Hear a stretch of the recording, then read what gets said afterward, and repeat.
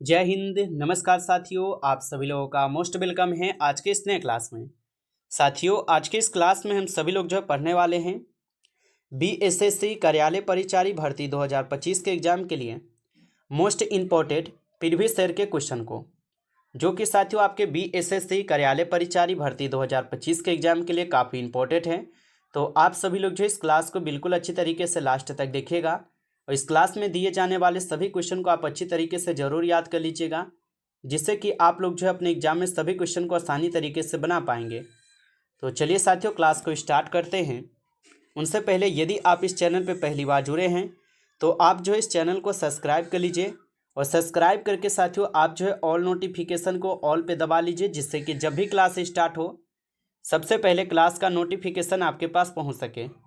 तो चैनल पे पहली बार यदि आप जुड़े हैं साथियों तो चैनल को सब्सक्राइब कर लीजिए।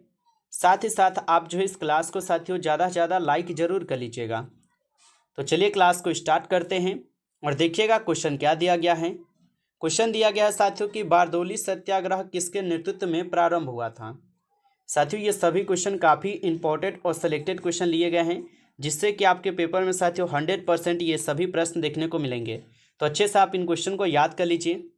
बताइए कि बारदौली सत्याग्रह किसके नेतृत्व में प्रारंभ हुआ था।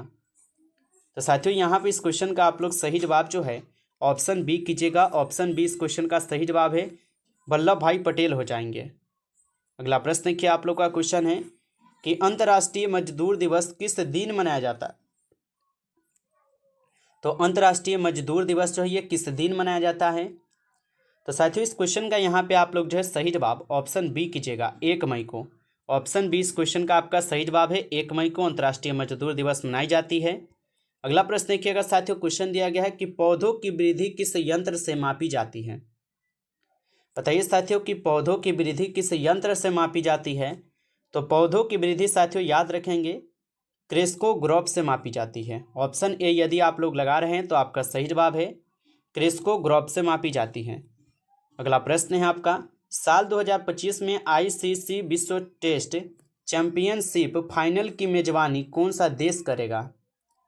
तो साल 2025 में आईसीसी विश्व टेस्ट चैंपियनशिप की फाइनल मेजबानी कौन सा देश करेगा। तो साथियों इस क्वेश्चन का यहाँ पे आप लोग सही जवाब ऑप्शन बी करेंगे, इंग्लैंड करेंगे। ऑप्शन बी लगा रहे हैं तो आपका सही जवाब है। अगला प्रश्न देखिए, क्वेश्चन है मेघालय की राजधानी कहाँ है। बताइए साथियों मेघालय की राजधानी जो है ना ये कहाँ पर हो जाएंगे। तो मेघालय के राजधानी जो है साथियों ये आइजोल में है। ऑप्शन ए यहाँ पे आप लोग का सही जवाब है, आइजोल में है। अगला प्रश्न देखिए साथियों, क्वेश्चन है भारत के उपराष्ट्रपति कौन हैं। बताइए साथियों कि भारत के उपराष्ट्रपति कौन हो जाएंगे। तो भारत के उपराष्ट्रपति जो है साथियों यहाँ पे हो जाएंगे कौन, तो जगदीप धनखड़ हो जाएंगे। ऑप्शन डी लगा रहे हैं इस क्वेश्चन का, तो आपका सही जवाब है जगदीप धनखड़ है। अगला प्रश्न देखिए, क्वेश्चन है कि असहयोग आंदोलन को स्थगित क्यों किया गया था। बताइए कि असहयोग आंदोलन को स्थगित क्यों किया गया था। तो याद रखेंगे साथियों चोरी चोरा घटना के कारण जो है असहयोग आंदोलन को स्थगित किया गया। ऑप्शन डी इस क्वेश्चन का सही जवाब है। अगला प्रश्न देखिए, क्वेश्चन है भारतीय संविधान जो है ना लागू कब हुआ था। बताइए साथियों कि भारतीय संविधान जो है लागू कब हुआ था। तो भारतीय संविधान जो है ये 26 जनवरी 1950 को लागू होता है। ऑप्शन डी इस क्वेश्चन का आप लोग का सही जवाब है, 26 जनवरी 1950 को। अगला प्रश्न देखिए साथियों, क्वेश्चन है कि चेहरा देखने के लिए सामान्यतः किस प्रकार के दर्पण का प्रयोग किया जाता है। तो चेहरा देखने के लिए सामान्यतः किस प्रकार के दर्पण का प्रयोग किया जाता है साथियों। तो यहाँ पे इस क्वेश्चन का आप लोग जो है सही जवाब ऑप्शन सी कीजिएगा साथियों, समतल दर्पण। ऑप्शन सी लगा रहे हैं तो आपका सही जवाब होगा समतल दर्पण हो जाएंगे। चलिए अगला प्रश्न देखिए, क्वेश्चन है भारत के विदेश मंत्री कौन हैं। बताइए साथियों कि भारत के विदेश मंत्री कौन हैं। तो भारत के विदेश मंत्री हो जाएंगे साथियों doctor S Jaishankar. Option A यहाँ पे इस क्वेश्चन का सही जवाब है, डॉक्टर एस जयशंकर जो भारत के विदेश मंत्री हैं। अगला प्रश्न देखिए साथियों, क्वेश्चन आता है आप लोगों का, और क्वेश्चन क्या दिया गया है कि बंगाल विभाजन किस वर्ष हुआ था। चलिए साथियों बताइए कि बंगाल विभाजन जो है ना किस वर्ष हुआ था। तो बंगाल विभाजन साथियों याद रखेंगे 1905 को होता है। ऑप्शन डी इस क्वेश्चन का आपका सही जवाब है, 1905 को हो जाएंगे।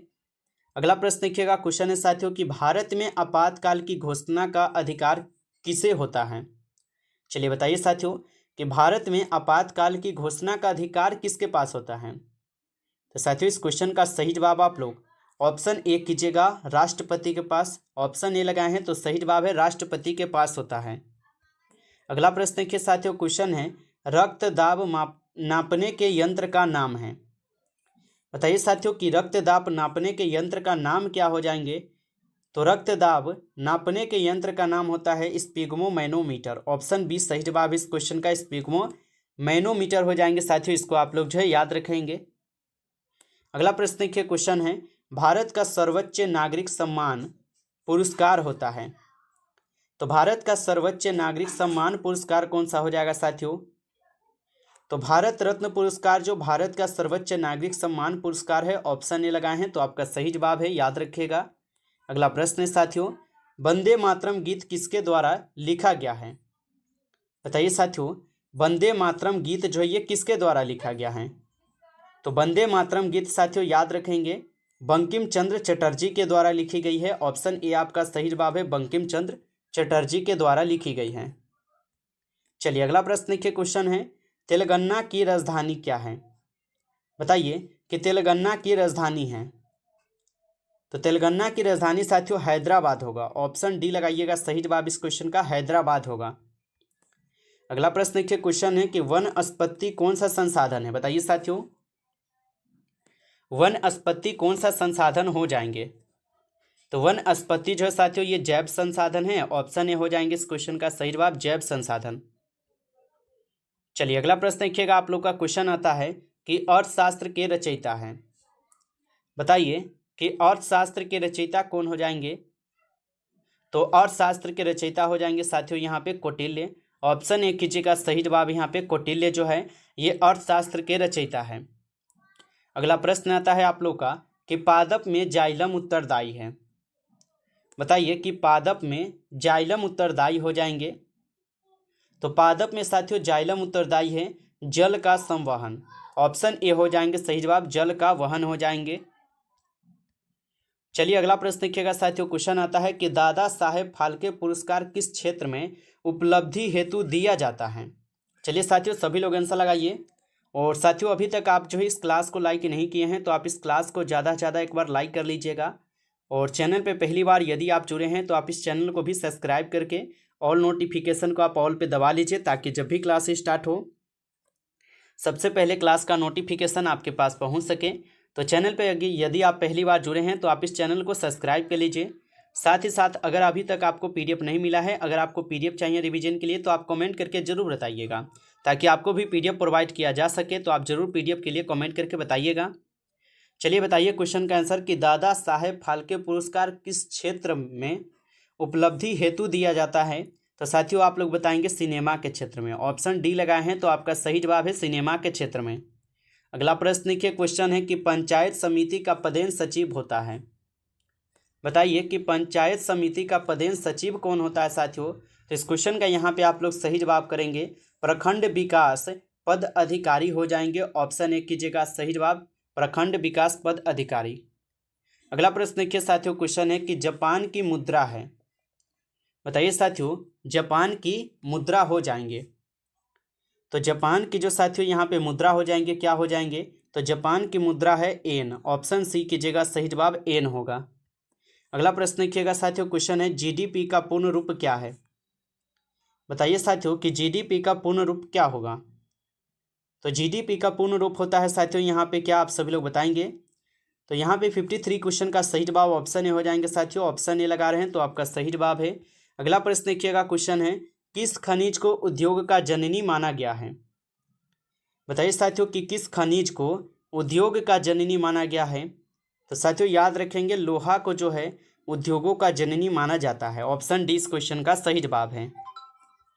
अगला प्रश्न देखिएगा, आप लोग का क्वेश्चन है साथियों कि निम्नलिखित में से कार्बन का कौन सा अपरूप विद्युत सुचालक है।